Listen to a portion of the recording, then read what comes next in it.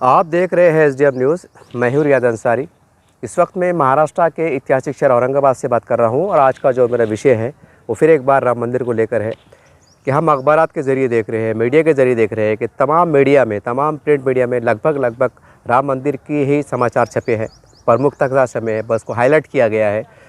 और पूरे देश में हम समझते हैं कि 100 करोड़ हमारे हिंदू भाइयों में जोश खरोश का माहौल देखा जा रहा है, लेकिन उसके बरखिलाफ़ हम देख रहे हैं कि 25 करोड़ मुसलमानों में कहीं ना कहीं दबे अल्फाज में एक नाराज़गी का इजहार किया जा रहा है। कई लोग ये कह रहे हैं कि सुप्रीम कोर्ट का फैसला आ गया है, बहुत सी बातें हो रही है बहरहाल। लेकिन चूँकि एक आम आदमी के दिल में गम हो सकता, नाराज़गी हो सकती, जो भी है, लेकिन इसके अंदर जो सबसे अहम बात वो है कि जो मुस्लिम लीडरान और कुछ लोग मुस्लिम संगठन से जुड़े हुए लोग जिस तरह के बयानात दे रहे हैं, उसकी वजह से ऐसा लग रहा है कि मानो कि देश में एक बार फिर 1992 जैसे हालात रूनुमा हो सकते हैं। ये बहुत बड़ी बात है, ये हल्की बात नहीं है। अब जो लोग ये कह रहे हैं कि भाई बाबरी मस्जिद को वहाँ पर नमाज हो रही थी, हमसे छीन लिया गया, तो भाई अब जो बयानात जो लोग मुस्लिम लीडरान और कुछ सामाजिक संगठन के लीडरान और कुछ मजहबी तंजीम से जुड़े लीडरान जो दे रहे हैं, जिन्होंने दिया है, मैं उनसे बड़े अदब एहतराम से पूछना चाहता हूँ कि जनाब मोहतरम, ये कुछ खाली आपकी कैफियत नहीं है, ये आपका दर्द नहीं है, या खाली आप कह रहे हैं कि वहाँ नमाज हो रही थी तो हमें मालूम पड़ रहा है, ऐसी बात नहीं है।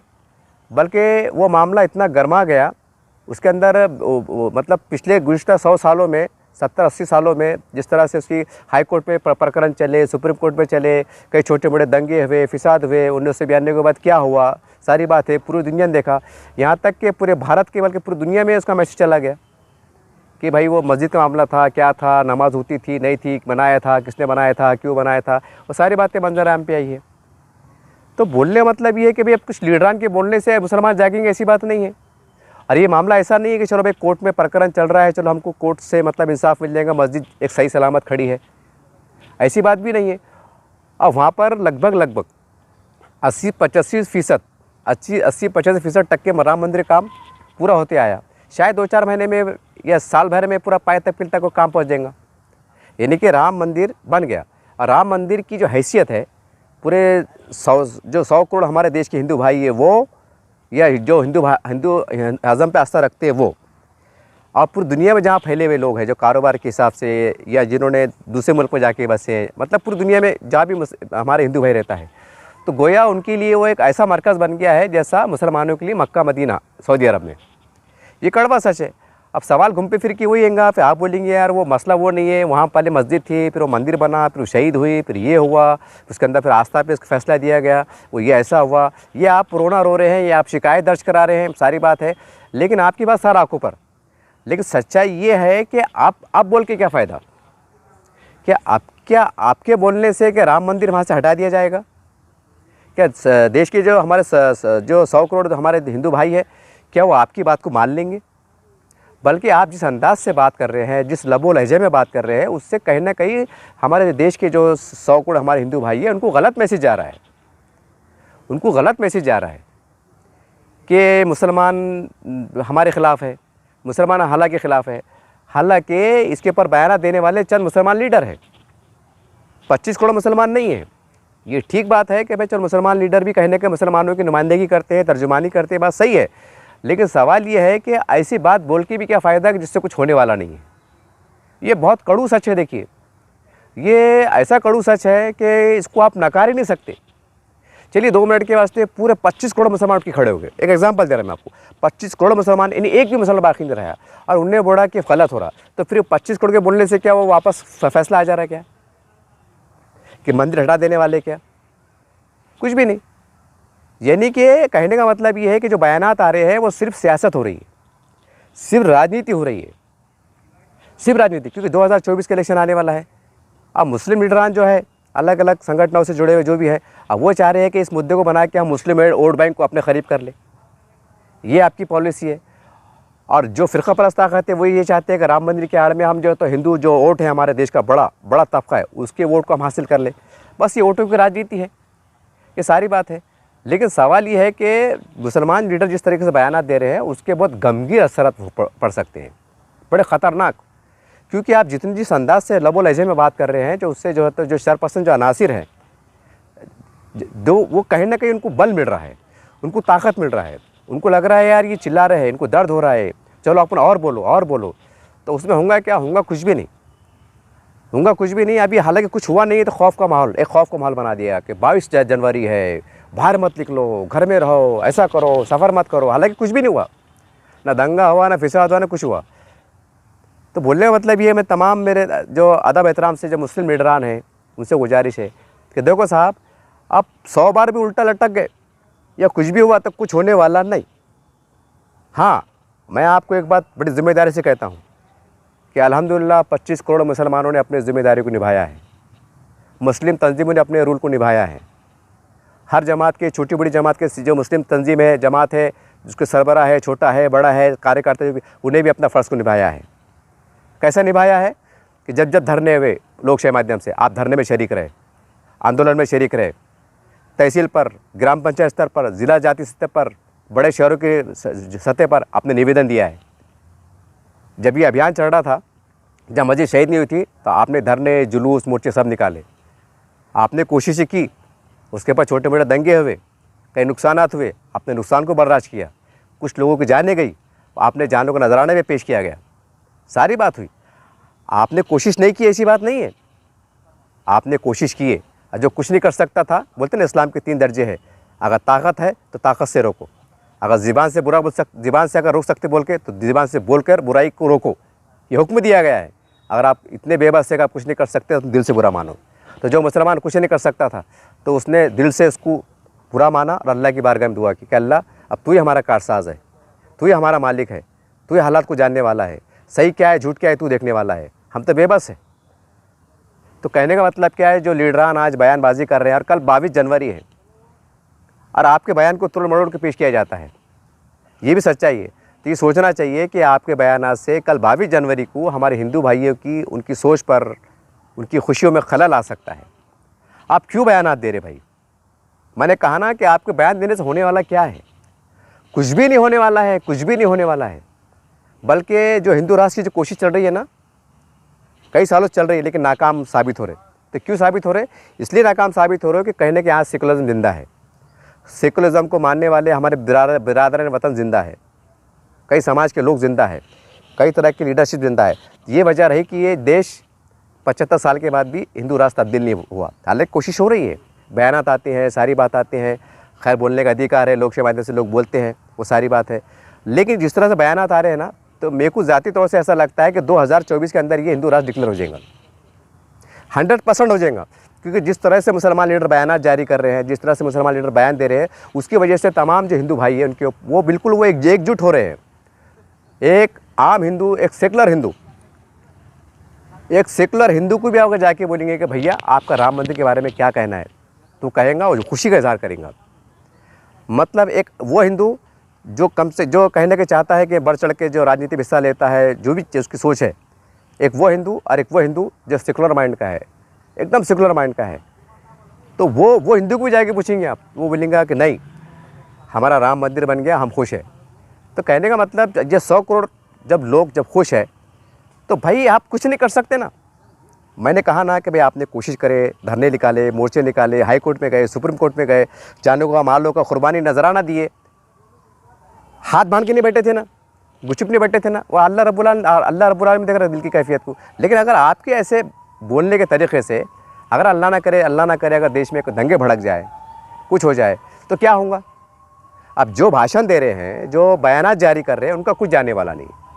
बल्कि एक छोटे मोटे शहरों में जहाँ भी अगर दंगे, अल्लाह ना करे फिसाद हो जाए, दंगा हो जाए, कोई घट जाए, तो वहाँ पर नुकसान किसका होगा? एक आम मुसलमान मारा जाएगा, ये एक आम मुसलमान ज़ख्मी होगा, ये आम मुसलमानों की इमलाक को जलाया जाएगा, लूटा जाएगा, जैसा हमने पिछले दंगों में देखा है कि जैसे वाक़यात हुए थे। मैं उसकी रोशनी में कह रहा हूँ, एक मेरा अंदेशा बता रहा हूँ। तो भाई ये होने वाला है ना, आपका नुकसान नहीं होगा, आपका कोई नुकसान नहीं होगा, आपके बंगले पे हमला नहीं होगा, आपकी कार पे हमला नहीं होगा, आपके बाल बच्चों पे हमला नहीं होगा, आपका कुछ नहीं आने वाला है। आप फर्स्ट क्लास हवाई जहाज़ में घूमेंगे, हेलीकॉप्टर में घूमेंगे।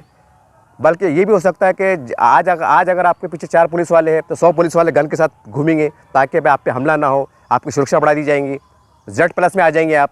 लेकिन गरीब मुसलमानों का क्या? गरीब मुसलमानों क्या, जो छोटे मोटे शहरों में रहता है, देहातों में रहता है, क्या क्या आप क्या समझते हैं खाली मस्जिद का दर्द खाली आपके सीने में है, आम मुसलमान के सीने में नहीं है? 4 घर का खेड़ा है, वहाँ 4 मुसलमान के घर है, उनके सीने में भी एहसास है, वो भी अल्लाह रसूल को मानने वाले हैं। भले 5 टाइम की नमाज़ पढ़े ना पढ़े, कोई हफ्ते में एक बार पढ़े, अब कैसे से गैवा मुसलमान रहे, अगर हफ्ते में कोई जुम्मे की नमाज़ पढ़ता हूँ, उसको अगर पूछे कि भैया मस्जिद के बारे में तेरा क्या ख्याल है, तो वो सीना तन हो जाता है, उसके दिल में ईमानी हरत आ जाती है। कुरान के बारे में, शरीयत के बारे में, हदीस के बारे में, मस्जिद के बारे में वो भावुक हो जाता है, उसके दिल में एक एहसास पैदा हो जाता है। ऐसा नहीं है कि खाली जो बोल रहे हैं खाली उनको एहसास है, आराम मुसलमानों को एहसास नहीं है। सवाल क्या है कि आप क्या कर सकते हैं? क्या बोलने से मसाला हल हो जाएंगे? अक्लमंदी का तकाजा ये है कि ज्ञान व्यापी मस्जिद है, काशी है, मथुरा है, और जो भी दावे किए जा रहे हैं, तो हम उस मस्जिद के दस्तावेज़ को अच्छे से प्री प्लान हम तैयार करें, तैयार तो है, उसको हम आम करें, उसको हम मजबूत लाहेमल तैयार करें, उसके अंदर हम पूरा मन तरीके से जो है तो सरकार से टच में रहे, और हमारे जो वो उस राज्य में जो भी हमारे जो सेकुलर हमारे हिंदू भाई है, सेकुलर लीडरान है, उनसे हम उनसे रब्ता बनाएं कि देखो भैया हमारे इस्लाम में तो ये है ही नहीं ऐसा, हमारे इस्लाम में ऐसा रहता ही नहीं है कि हम कुछ हराम की ज़मीन पे करें। अरे हमारे पास तो इस्लाम में ये है बोलना भैया कि नहीं, अगर चंदे के अंदर अगर हराम के 2 नंबर के पैसा दिए तो हम कबूल नहीं करते बोलना, वो अल्लाह की बारगाह में कबूल नहीं होता नहीं बोलना। तो बोलना कैसे मुमकिन है कि एक मुसलमान चाहे किसी भी दौर में रहा हो कि उन्हें किसी नाजायज़ ज़मीन पर कब्ज़ा करे, मस्जिद अल्लाह घर तामीर करे? ये हमारे इस्लाम में है ही नहीं, ये हमारे शरीयत में है नहीं। ये चीज़ को आपको अच्छे ढंग से पेश करना पड़ेगा, और ऐसा नहीं बोलना कि हम बोल रहे, हम झूठे बातें कर रहे हैं, हम दिल से बोल रहे, जब हमारे इस्लाम में लिखा हुआ है, हमारे धर्म में लिखा हुआ है, और हम हमारे धर्म के आगे जाते नहीं, नुक्ता बराबर भी जाते नहीं, ना आगे जाते नहीं पीछे जाते। तो ये आपको साबित करना पड़ेगा, ये आपको बिरादरान वतन को बहुत अच्छे अंदाज से समझाना पड़ेगा। और दूसरा जो अहम काम करने का टाइम है, ये जो बयानबाजी से बेहतर ये है कि 950 साल मुग़लों ने इस देश पे हुकूमत करे, अलग अलग बादशाहों ने, यानी कि मुसलमानों ने हुकूमत करे, तो उन्होंने कई मंदिरों को जागीरें दी, कई मंदिर बनाने के लिए उन्होंने अपना पैसा दिया। तो वो दस्तावेज़ को, वो लाखेजात को, उस मंदिर को, उनको हाईलाइट करो, बिरादर वतन में जाओ। ऐसे कई मंदिर मिल जाएंगे आपको पूरे देश के अंदर, जिसको औरंगज़ेब रहमतुल्लाह अलैह ने या उस ज़माने के जो भी मुस्लिम बादशाह ने उसको जागीर अता की, तो उसका अभियान चलाओ, पूरे देश में अभियान चलाओ कि देखो ये बात नहीं है, और बल्कि और ये भी अभियान भी चलाओ, पूरे देश के अंदर गौर करो आप, सामने मंदिर है, इधर मस्जिद है। ये कहीं ऐसा देखने में आपको कि एक 400 साल पुराना मंदिर है और 100 फीट के फासले पर 400 साल पुरानी मस्जिद भी है। तो ये बिरादर वतन को समझा के बोलना पड़ेगा कि अगर मुसलमान बादशाह जातिवाद होते, मंदिर को तोड़ने वाले होते, तो आज पूरे देश में सैकड़ों की संख्या में ऐसे मंदिर पाए जाते हैं, ऐसी मस्जिद पाई जाती है जो आमने सामने है। एक नहीं है, हमारे औरंगाबाद में भी है, और औरंगाबाद की मिसाल लो तो राम मंदिर है। देखो अब राम मंदिर का कौन दिया था, ये कौन से राज का था?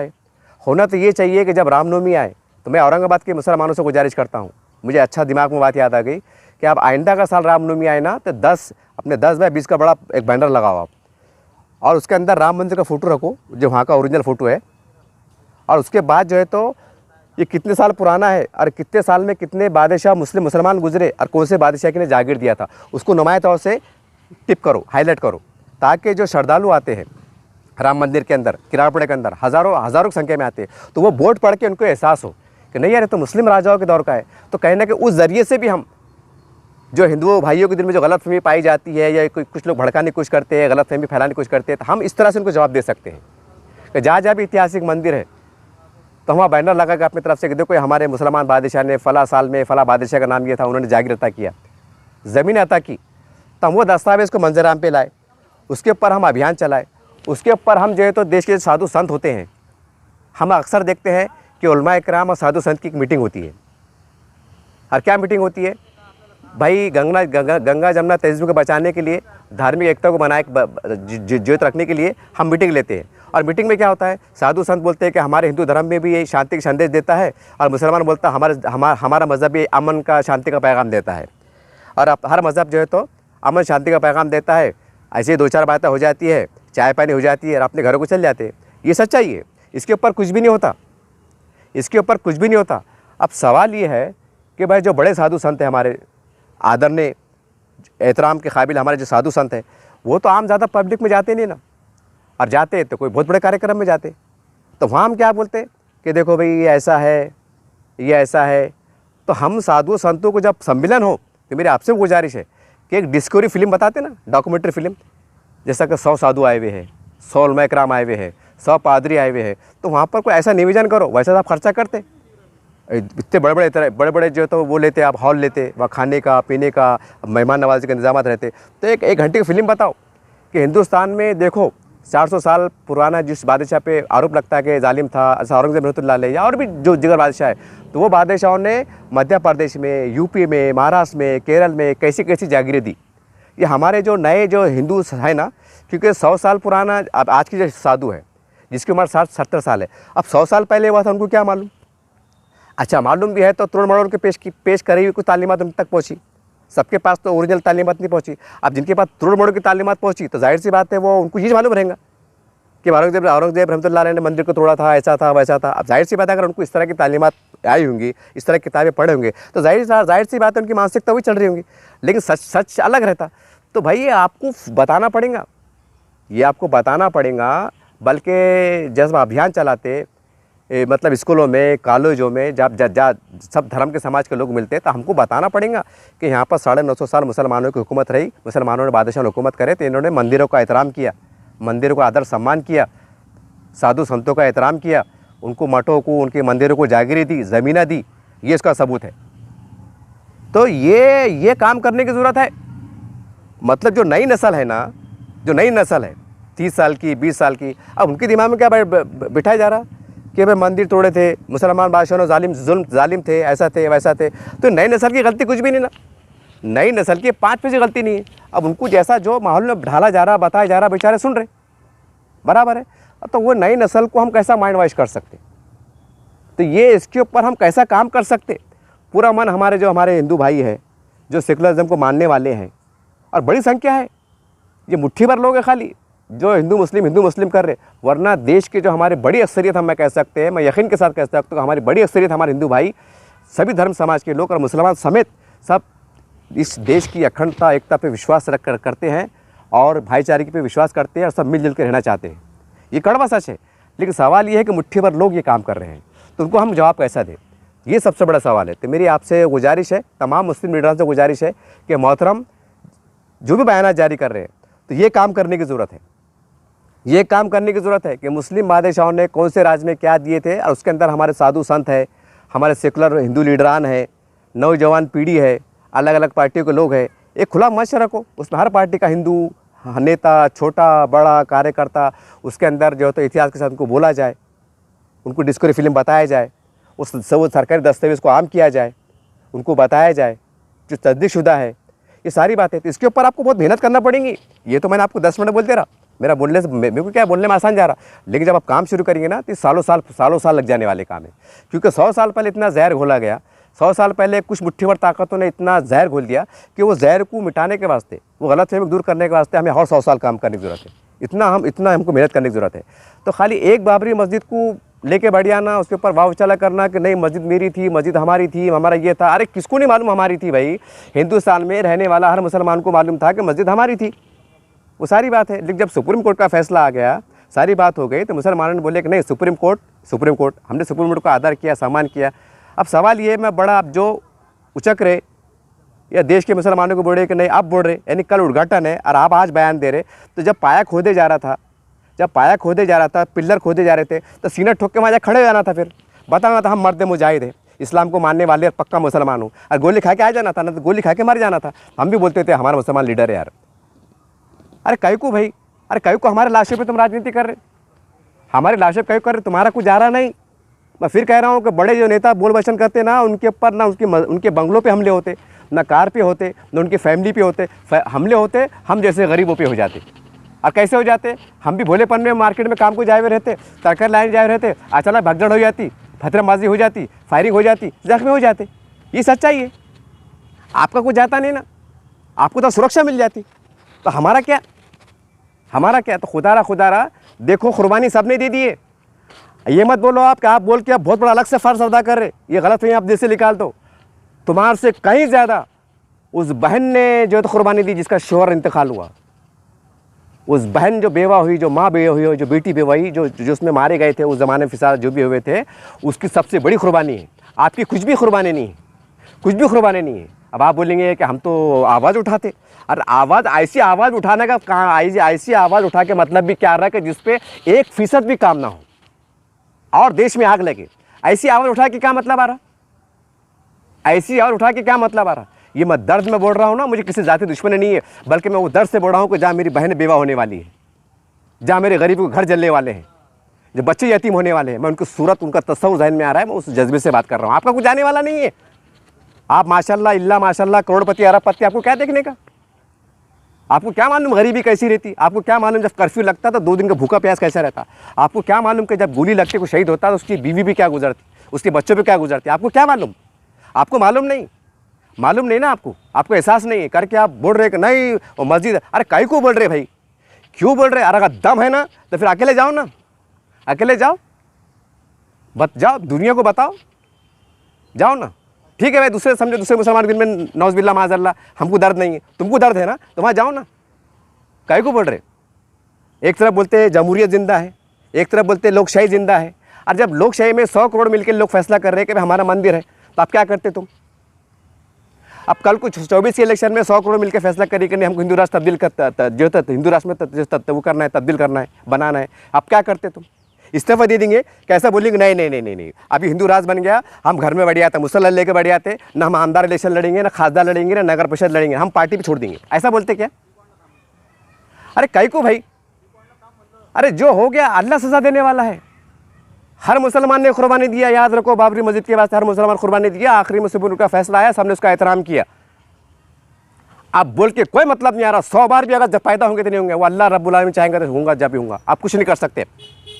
अब ये अक्लमंदी का तकाजा ये है, ज्ञानवापी मस्जिद है, मथुरा है, ये है वो है, उसके ऊपर हम क्या है एहतराम, अच्छे से हम काम कर सकते, हमारे हिंदू भाइयों को कैसे एहतमाम मिल सकते, जो आज नारे लग रहे हैं, हम हिंदू कैसा माहौल क्रिएट कर सकते।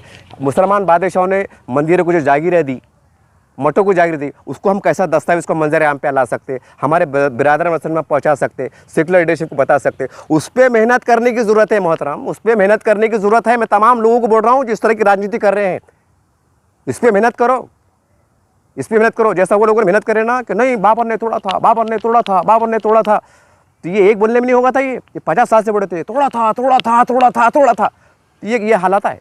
तो तुमको बोलना पड़ेगा कि हिंदुस्तान में, इस्लाम में, शरीयत में इसकी कोई गुंजाइश नहीं है कि कोई मुसलमान को कोई कमेटी हराम की ज़मीन पे नाजायज़ कब्जा करके ईट कोई दीवार तामीर करे, अपनी मस्जिद को बनाए या खानखा बनाए। इस्लाम में इसकी इजाज़त नहीं है, ये हमारा इस्लाम है, ये हमारी शरीयत है, ये पढ़ो आप और पूरी दुनिया के मंगाओ, आप इस्लामी देश से मंगाओ, वहाँ के बड़े बड़े मुफ्ती से पूछो क्या तुम्हारे धर्म में ऐसा है कि इस्लाम में इसकी गुंजाइश है, वो वहाँ से फतवा मंगाओ, वो क्या बोलते देखो।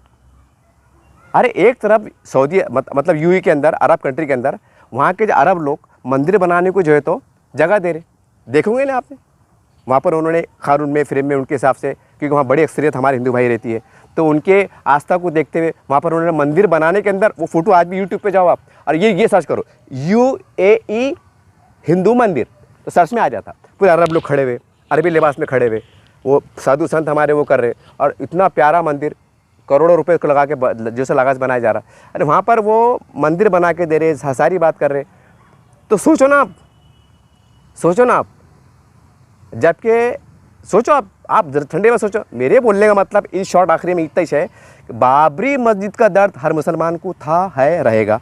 नंबर 1, बाबरी मस्जिद के वास्ते हर एक ने जो है तो अपनी कुर्बानी पेश किया है। आखिरी दर्जे पे जो मुफलिस था उसका दिल रोया, उसकी आँख रोई, उन्हें अल्लाह से दुआ किया, उन्हें हाथ उठाया, उन्हें अपना हक़ अदा किया, हक़ अदा किया।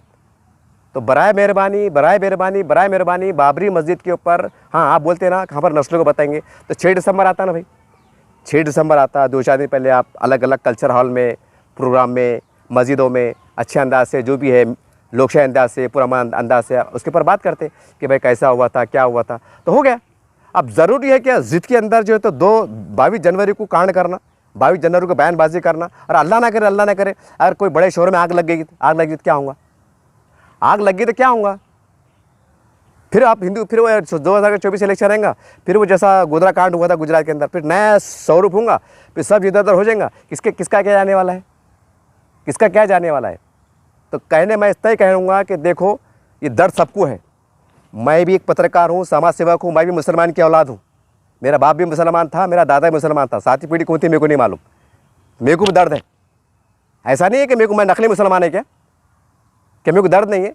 अरे मगर जब सुप्रीम कोर्ट का फैसला आ गया, सारी बात हो गई, करोड़ों लोगों की जान का सवाल है, गरीबों को इसका सवाल है, हाँ, तो फिर ये क्या है, ये क्या है? तो बोलने का मतलब जो चंद लोग जो पूरे देश के अंदर इसके ऊपर बयान जारी कर रहे, उनसे हमारे हाथ जोड़ के गुजारिश है कि हम पे रहम करो भाई, हम पे रहम करो। क्यों? कि हमने कुर्बानी दे दी है, हमने जान की, माल की, इमलाक की, इज़्ज़त की, आबरू की कुर्बानी दी है। अखबार उठा के देखो, छोटे बड़े दंगे हुए ना, हमारी इज़्ज़त कितनी लूटी गई, कैसी लूटी गई, कैसे दुकानों को आग लगी थी, कैसी गोलियाँ चली थी, ज़ख्मी हुए थे, देखो उठा के। वो हम थे, सियासी लीडरान नहीं थे, सियासी लीडरान का ख़ानदान का आदमी कोई नहीं था, हम थे। वो हमारे महल्लों में से, हमारी गलियों में से थे। हमारे औरंगाबाद के अंदर भी दो वाक़यात हुए शहादत के, ऐसा नहीं है कि नहीं हुए, बल्कि।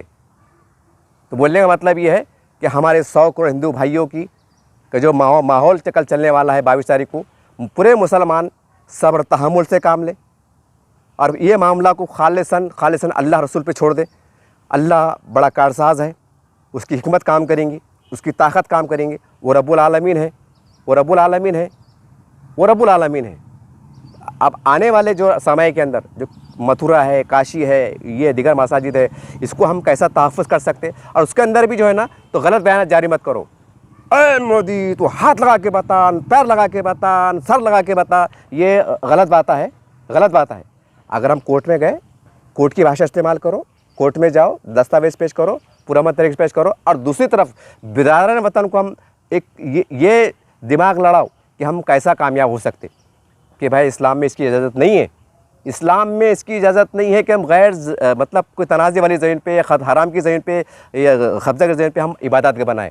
ये आपको बहुत अच्छी तरीके से पेश करना पड़ेगा और इसको आपको सालों साल लग जाएंगे, इसको सालों साल लग जाएंगे।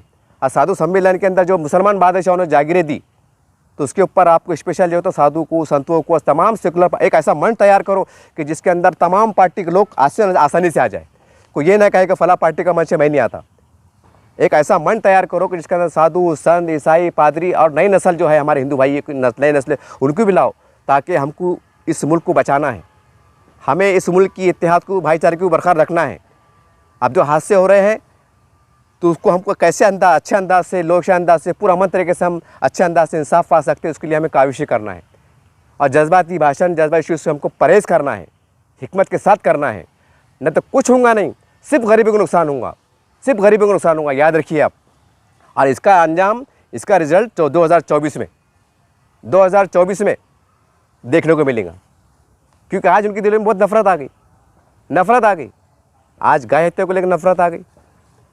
मुसलमानों के एरिया में जाके देखो, धड़े से, हालांकि इस्लाम हम एक तरफ क्या बोलते कि भाई हमारे धर्म में है कि हर दूसरे धर्म का आदर करो, सम्मान करो। ये हम स्टेज पे सुनते। मैं इसलिए बोल रहा हूँ कि मेरे भी सैकड़ों की संख्या मेरे हिंदू दोस्त हैं जो मुझे शर्मिंदा करते हैं, थोड़ा वो भी खुलासा कर दूँ मैं। एक तरफ हम क्या बोलते हैं कि हमारा मज़हब किसकी तौहीन की इजाज़त नहीं देता, और एक तरफ जो है तो गाय भैंस का फर्स्ट क्लास गोश्त बिक रहा है, गोश्त की दुकानें बिक रही है। तो हमारे हिंदू भाई बोलता है अंसार साहब ये क्या चढ़ा, बोले तुम तो बोलते तुम्हारे धर्म में इसकी इजाज़त नहीं है, फिर ये क्या चढ़ा, बोले। अब मैंने क्या जवाब देना, और फिर क्या बोलते, वो हिंदू मुस्लिम एकता क्यों नहीं बढ़ रही? अरे पहले ज़माने में, बाप दादा के ज़माने में जो तरीक़ेकार था, जो मटन बिकता था तो कैसा बिकता था, मेरे को थोड़ा याद है, मैं 10-12 साल का था ना, निज़ाम सरकार का ज़माना हुआ करता था, एंडिंग दौर था, मतलब उसके बाद का। हमने देखे कि गाँव के अंदर हमारे नाना की खेती हुआ करती थी और हफ्ते में अगर बाज़ार पड़ता था, बाज़ार में हम जाते थे तो बाज़ार के 1 किलोमीटर दूर एक नीम के झाड़ के नीचे, इमली की झाड़ के नीचे इतना बड़ा एक टोकरा, इतना बड़ा जर्मन का पतीला, उसके अंदर थैला डाला हुआ, उसके अंदर जो कानूनी तौर से इजाज़त मिली हुई है गोश्त बेचने की, वो मांस रखा हुआ, उसके ऊपर थैला बिछा हुआ, और वो खामोशी में करते थे ताकि हमारे हिंदू भाइयों की आस्थाना ठेस ना पहुँचे। यहाँ तक कि बकरे गोश्त को छुपा के लपेट के बेचते थे, और जब पकाते थे तो हड्डी को जो है तो वो बकरे की हड्डी को भी दफन करते थे मट्टी के अंदर दफन, ताकि हमारे कोई गैर मुस्लिम भाई की नज़र पड़े तो उसको ऐसा एहसास ना हो कि गोश्त खाए का है। यानी पुराने ज़माने के लोग जो 4वीं पास 5वीं पास अनपढ़ रहते थे वो इतना एहतियात करते थे, और आज हमारे पास क्या चढ़ा। और फिर हम क्या बोले, यार हिंदुओं के दिल में मुसलमानों से नफरत क्यों हो रही, अरे भाई नौज़ बिल्ला माज़अल्लाह, मैं आपको माफ़ी के साथ पूछ रहा, कोई अगर तुम्हारे अपने सामने यानी मुसलमान सामने कुरान की बेरुमती करेगा, नबी करीम सल्लल्लाहु अलैहि वसल्लम की शान में गुस्ताखी करेगा, तो हम उसको अच्छी निगाह से देखेंगे? एक कड़ू सवाल है, करेंगे क्या? नहीं, हमको नफरत, गुस्सा, पागलपन सवार हो जाएगा। अरे भाई जब उनके अब ये है ना, अभी खुल्लम खुल्ला चढ़ा, अब तो व्हाट्सअप का ज़माना है, बताते लाइव देखो कहाँ क्या चढ़ा, क्या कहाँ पर क्या बिक रहा, वीडियो यहाँ चढ़ रहा और देख रहे वहाँ पर, होगा दिमाग ख़राब। काय की मोहब्बत बढ़ती, अरे काय की गंगा जमुना तहजीब। तो हमको भी कुछ हमारे अंदर की कुछ कमियां हैं, उसको देखना पड़ेगा और हिकमत इख्तियार करना पड़ेगी। हिकमत जबकि वो बोल रहे मध्य प्रदेश एमपी में क्या चढ़ा कि भाई लाइसेंस जिनके पास लाइसेंस है वो कारोबार करो, छुपा के बेचो, किसी भावना जो तो भावना भंग ना हो, वो तो अच्छा बोल रहे ना, पर हमारे दिमाग में नहीं आ रहा। हमारे दिमाग में क्या आ रहा, जब तक डंडा पड़ता नहीं, जब तक सुधरते नहीं। वैसी बात हो रही है। अब कल को महाराष्ट्र में अगर फरमान आ गया बंद और शटर के अंदर 4 दीवार के अंदर, फिर सुधर जाते, फिर बराबर काम पे लगते है ना। आज हम एक पास से काम नहीं कर रहे, नहीं यार माहौल क्या चढ़ा, हमको भी 2 पायल करना चाहिए। नहीं, हम ये समझ रहे हमारा मुसलमान का महल्ला है, मुसलमान का इलाका है, और यहाँ कौन है, यहाँ कौन है, वो कौन है। अरे ये तो लफड़े हो रहे ना। पहले ज़माने में जो हिंदू मंदिर के सामने मस्जिद हुआ करती थी, मुसलमान के बाजू हिंदू घर हुआ करता था। क्यों हुआ करता था? क्योंकि वो उनका आस्था का एहतराम करते थे, वो भी उनकी पहुँच छूते थे, ऐसा करते थे, दरगाह का मस्जिद का ऐसा करते थे। क्यों करते थे? वो सब लेके चलते थे। आज क्या हुआ नहीं लेके चलने को? आज क्या हुआ कि उनसे ज़्यादा होशियार हम हो गए क्या? हमको बहुत पूछते, बोलते साहब, हमारे दोस्त बहुत बोलते, पर क्या करेंगे। बहरहाल किस पे टिप्पणी करना, किसको तकलीफ़ पहुँचाना, किसकी बदगुमानी करना, किसकी बदनामी करना मेरा मकसद नहीं था। क्यों? क्योंकि मैं एक मुसलमान हूँ, समाज सेवक भी हूँ, और 25 करोड़ मुसलमान के दरमियान से आता हूँ। एक छोटा मोटा आदमी हूँ, मुझे दर्द है, मेरे समाज का दर्द है। मैं ये चाहता हूँ कि मुल्क में दंगे ना हो, फिसाद ना हो, हिंदू मुस्लिम में दरार ना आए, और उसमें गरीब मुसलमानों को नुकसान ना हो, लाइन ऑर्डर ख़राब ना हो, मेरे शहर का, मेरे राज्य का नाम बदनाम ना हो, मेरे देश का नाम बदनाम ना हो। यही काबिज से, यही फ़िक्रों के साथ में वीडियो बना रहा हूँ। तो उम्मीद करता हूँ कि इसके अंदर हिकमत से काम ले। और देखो तुमने सब ने अपना रूल प्ले कर लिया, अब अल्लाह पे छोड़ दो। अब जो बाकी हमको मुल्क के अंदर मसाजिद का तहफ़्फ़ुज़ कैसे करना है, बोल पचा से नहीं करना है, बयानबाजी से नहीं करना है, अच्छे अंदाज से करना है। और ख़ास तौर से 950 साल के जो मुग़लों की तारीख़ रही, मुस्लिम बादशाहों ने जिन्होंने मंदिरों को जागीरें दी, वो दस्तावेज़ को हमको मंजर आम पे लगना है। और उसके नाम पर स्पेशल हमें जो है तो उसके ऊपर एक जगह जगह शहरों में उसके अंदर हमको जो है तो एक मीटिंग लेना है, जलसे आम लेना है, और हमारे हिंदू भाइयों को, लीडरों को, उनको बुलाना है, ताकि उनको समझ में आ जाए कि 950 साल मुग़लों ने कैसी हुकूमत करे थे। क्या उन्होंने मंदिर को तोड़ा था? क्या वो जालिम थे? ये सारी बातें आपको कुछ अंदाज से पेश करना पड़ेंगी। और ये महीना 2 महीने काम नहीं है, इसको सालों साल लगने वाले हैं। तो उम्मीद करता हूँ इसके अंदर सब्र से काम लीजिए, तहम्मुल से काम लीजिए, समझदारी से काम लीजिए, और कोई ऐसा बयान मत जारी कीजिए अपनी राजनीति के वास्ते, खुदारा कि आपके राजनीति के वास्ते लाखों मुसलमानों की जान दाव पे लग जाए, या अल्लाह ना करे कि कुछ अल्लाह ना करे दंगे का फिसाद हो जाए तो सैकड़ों लाशें गिर जाए। ऐसी राजनीति भी क्या काम की जो मुसलमानों की लाशें पे होती हो? ऐसी राजनीति भी क्या काम की जो मुसलमानों की लाशें पे होती हो? उसकी वजह यह है कि जो चिल्ला के बोले हैं, मैं उनसे फिर आखिर में जाते सवाल करता हूँ, आप बढ़िए ना आगे, आप बोल रहे ना कि छीनी गई थी तो जाके रोको, आप चल जाओ ना आके। हम आम मुसलमान जो अमन शहरी है, अमन चाहते हैं, हमने अल्लाह रसूल पे छोड़ दिया है, हम बेबस लोग हैं, हमको क्यों मरवा रहे हैं आप? हमको क्यों मरवा रहे हैं आप ऐसा ना समझे कि मैं बुज़दिली की बात, आप मुझसे लोग कमेंट करेंगे बुज़दिल, अमुक ढमुक, ऐसा वैसा, ये गैर ज़रूरी बात हमारे पास कम समझ के लोग भी बहुत है।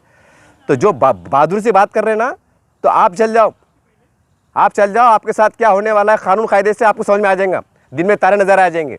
खुदारा गरीब मुसलमानों पर रहम करो, हमारे साथ अल्लाह, हम अल्लाह से मदद मांगने वाले हैं, अल्लाह दिलों में रहम डालने वाला है, अल्लाह उनके दिलों को पलटाने वाला है, अल्लाह हमारी मदद करने वाला है। कोई माइकल लाल, कोई मुस्लिम सियासतदान मुसलमानों की मदद नहीं कर सकता, क्योंकि हर एक के दिल में कुछ ना कुछ मामला चल रहा है, राजनीति चल रही है। ये खालिसन अल्लाह का मामला है, शरीयत का मामला है, कुरान हदीस का मामला है, मेरे अल्लाह के घर का मामला है। और हम चाहते हैं कि इसके अंदर सिर्फ अल्लाह की मदद आ जाए, क्योंकि जो बात कर रहे हैं वो कुर्बानी दे नहीं सकते, वो कुर्बानी दे ही नहीं सकते। रिकॉर्ड भी नहीं है कि कोई किसी सियासतदान का बेटा मारा गया, क्या किसी सियासतदान की कार को आग लगाई गई, कि उसके बंगले पे हमला हुआ, नहीं है ही नहीं। तो खैर किसी पे तोहमत लगाना नहीं है, मेरा एक ही मकसद है कि इस मुल्क में हिंदू मसला एकता कायम रहे, और कल का 22 जनवरी के दिन बहुत अमन के साथ, शांति के साथ, सब्र के साथ, तहम्मुल के साथ, भाईचारगी के साथ ये गुजरे। यही मेरा दर्द है, यही मेरी सदा है। देखते रहिए आप SDM न्यूज़ चैनल। जय हिंद, जय महाराष्ट्र।